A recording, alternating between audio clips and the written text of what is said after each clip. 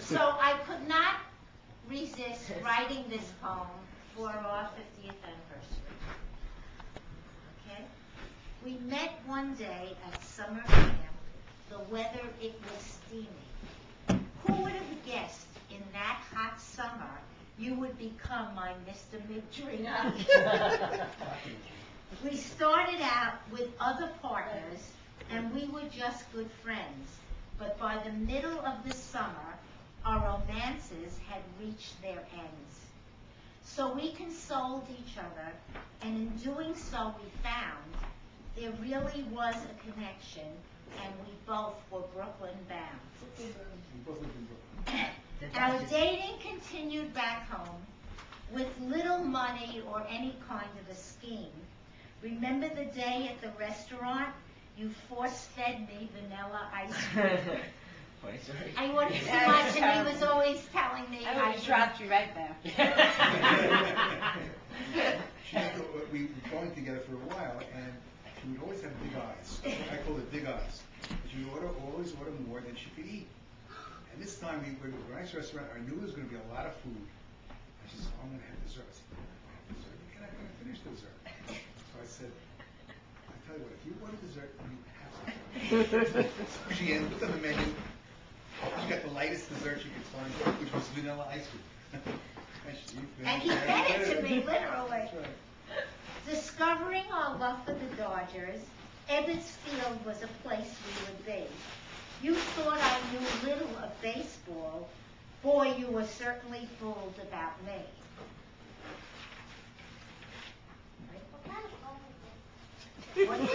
He's doing poetry now, so he wants to know what kind of a poem. I know it's just a One rhyming with poem. iambic pentameter. I don't think so. It's just, but soon I went off to college.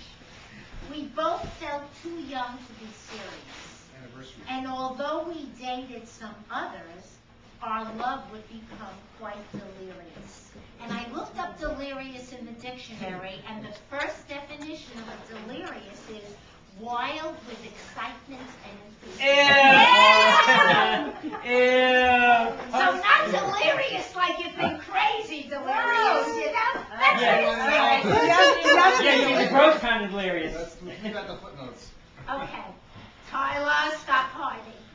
After a year and a half at UConn, I transferred back home to be near you. The commuting was so much more easier. Besides, we were no longer so good. I could go on and on about dating, getting pinned, our engagement, and such. But we only have one afternoon. To share 50 years is so much. Let's skip to the day of our wedding, Sunday afternoon, June 14th, long ago. Today is exactly 50 years, too many candles for us to blow. My mom and dad walked me down the aisle. You came with your mom and Uncle Murray. I looked like a kid who got dressed up. As usual, you were in a hurry. Keep in there. Was he in a hurry? Was he? I was in a hurry. Even then?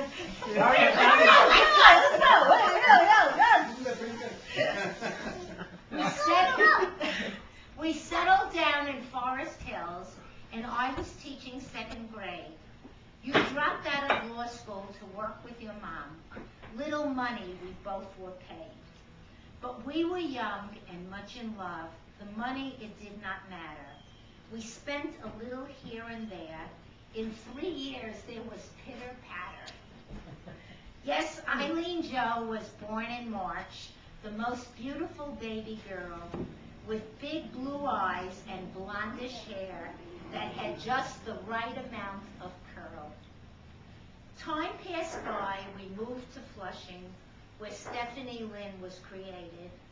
At 4 pounds, 13 ounces, when we took her home, so very adorable, but emaciated. A family of 4 we were by now. We needed a home that was bigger. So every weekend we looked at houses. I was ready to pull the trigger. Remember that. We would come out to the island every single weekend and look at houses, and most of them we couldn't afford. And he would say, no, not here, no, not there, and finally. Come on! We're all the way out on Long Island where the houses were prices were cheaper because it was further away from the city.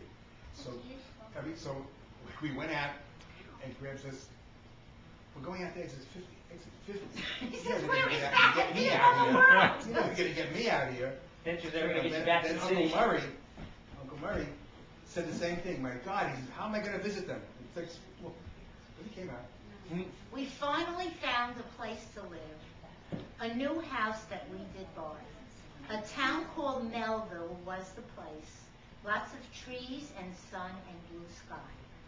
We lived on 3 pence for 33 years. Many changes were passing by. You were always so supportive of me in anything I wanted to try. There were consciousness-raising groups I did join, going back to work and to school, meetings I constantly went to. Thank you for being so cool. There's so much to say, and I'm struggling. As a father and husband, you're great. You always have been there for us, a very cooperative mate. The proof's in the pudding, you've heard. So when our daughters picked their men, our sons-in-law, Peter and Elliot, were quite clearly rated a 10. Thank you, Olivia. But on what scale? Now, Mark, there are 5 grandkids who call you GP and are proud that you are the one who solves riddles and makes them all laugh out loud, except Olivia. I never can make you laugh. How does one trace a life lived together? A marriage with its ups and downs. We are there for each other always, through the laughter, the tears, and the frowns. So what if I get pissed at your foibles and always tell you what you should eat? I love you in spite of French fries and the toes that are numb on your feet.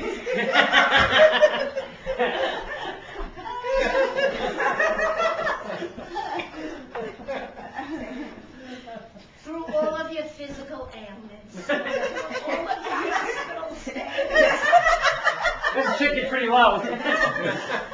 through all of your traffic short fuses, through all of the nights and the days. Who would believe this could happen? To celebrate 50 years of such bliss. You've been my soulmate for life. How about a nice juicy kiss?